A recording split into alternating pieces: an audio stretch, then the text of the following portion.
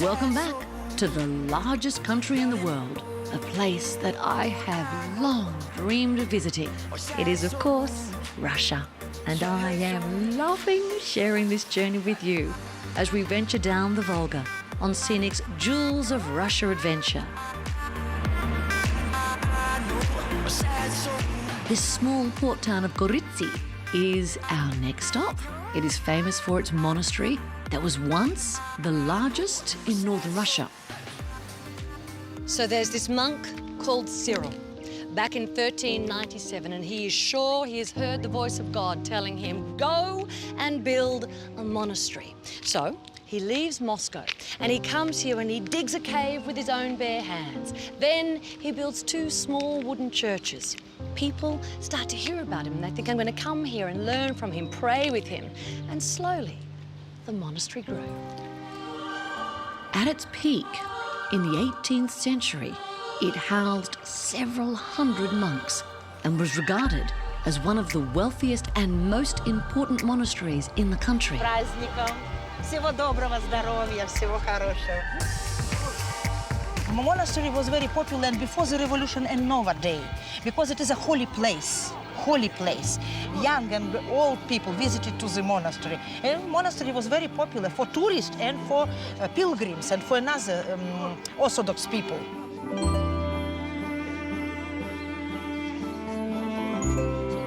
It remains today a working monastery, but with only a handful of monks. Its 11 churches and cathedrals now serve as museums and house an impressive collection of icons from centuries past.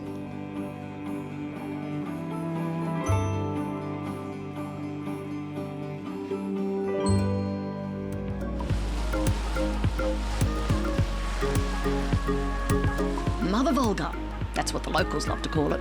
This is the lifeblood of the country, with over 40% of the population living on or near this important water source. Along the way downriver is one of the country's unmissable attractions, Kizhi Island.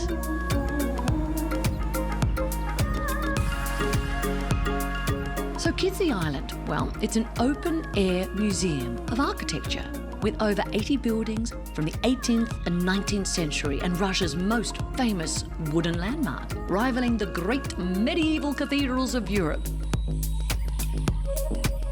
The Church of Transfiguration is often likened to a wooden version of Moscow's St. Basil's Cathedral. And as is often the case with big Russian cathedrals, it's just too timely and costly to heat in the winter. So what you do is you have a smaller winter version right next door.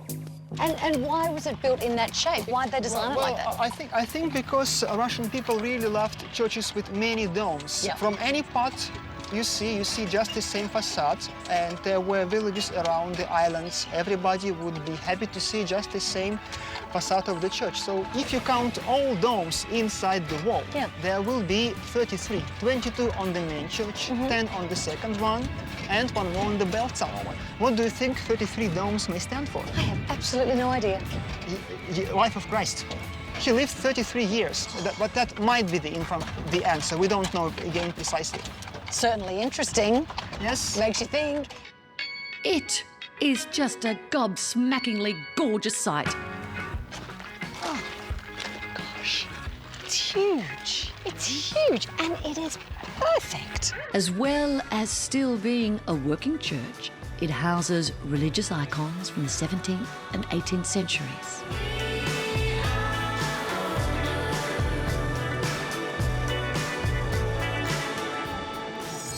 Join Scenic on a luxury 15-day Jewels of Russia river cruise between Moscow and St. Petersburg. All scenic free choice activities, exclusive scenic and rich experiences, and onboard meals, they are included.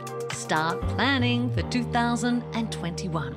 Prices start from $10,245 per person twin share, and your flights to Russia are included. For a limited time, Getaway viewers can also save an additional $400 per couple. To request a brochure, just visit scenic.com.au/getaway or call 1300 790 372 or just speak to your nearest Scenic agent.